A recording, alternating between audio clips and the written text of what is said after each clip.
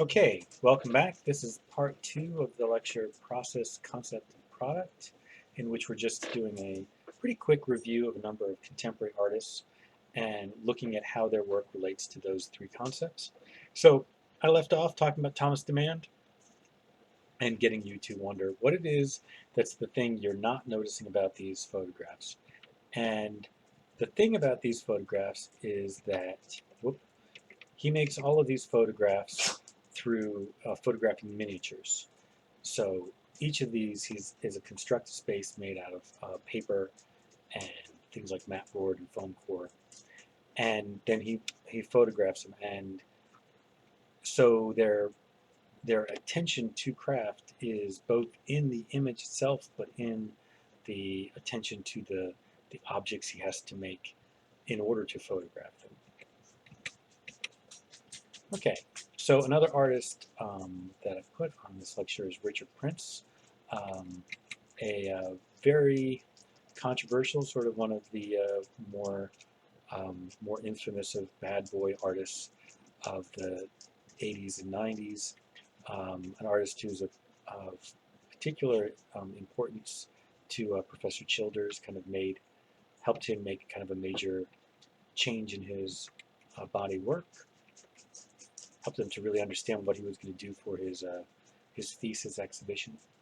But once again, I think even with an artist who is this much kind of pushing the boundaries of what is good or bad taste, and who so much is trying to play up the idea that maybe the work is somewhat of a joke, in that literally he makes paintings of jokes. Um,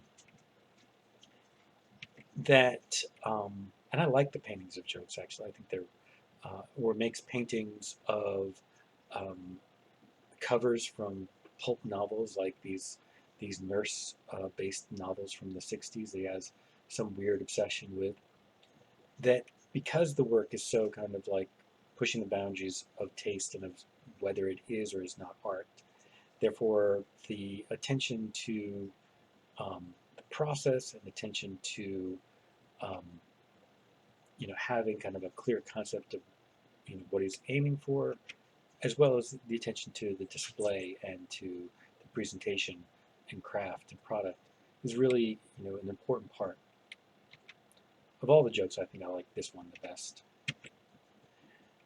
Gary Hume is another British artist, another British painter, and um, I like his work. His work varies all over the place, in terms of content. A lot of them seem to have no content whatsoever, and he likes that kind of quality of them being just in between representation and not representation. But then as you examine them, you start to have a feeling that they are about some sort of representation. Um, and the way he paints in these pores so that they have these really super flat surface, but then that the edges between each area that's been poured in is really built up.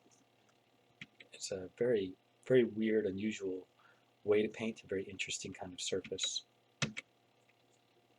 Tony Orssler, I've included him in part because we'd already talked about a number of artists who had come out of sort of that 60s and 70s Los Angeles scene, and I thought Orssler kind of, rounded out that group of Baldessari and who else did we talk about?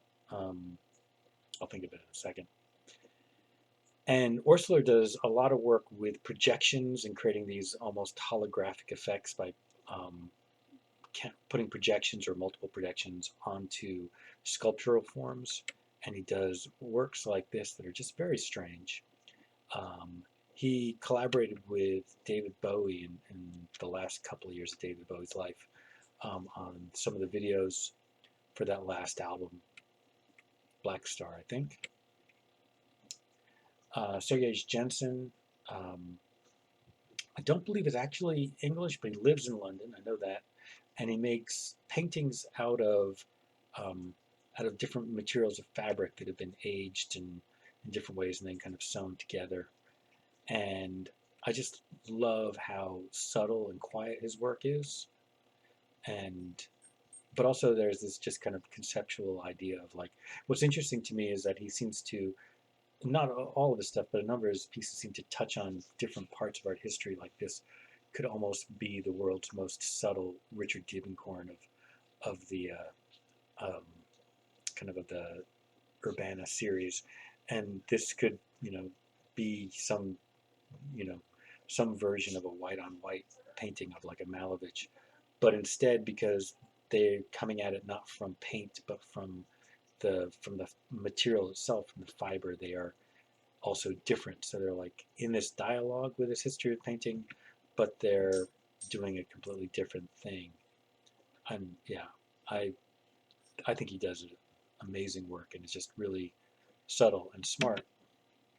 Albert Oehlen is a German artist who, interestingly enough, we saw an exhibition of his the last time I was in New York City, not the last New York trip, but the last one I attended. Um, and I was kind of disappointed with the work. I was pleased when I was doing research for this lecture to see that he did have some new work. Both of these pieces are from 2019 that I really like. So the pieces that I saw from, I think that was 2017 or 2018, um, whatever reason, I was not all that impressed, but I'm glad that he's still making these kind of pieces where um, these are based off of his collages and then painting on top.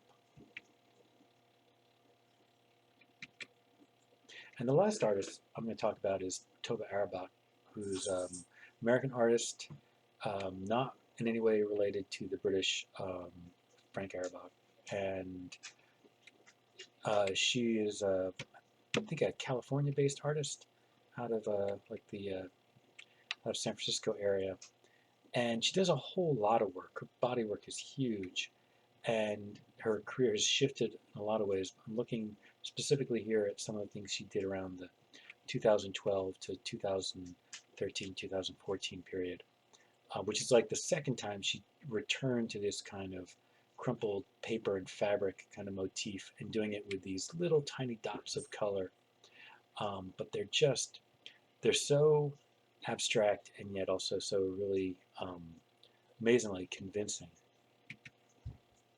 I like this one over here in part because it's one of the few ones I've ever seen of hers that seems to defy the overall plane being at you. It almost looks like the plane is turning away from you.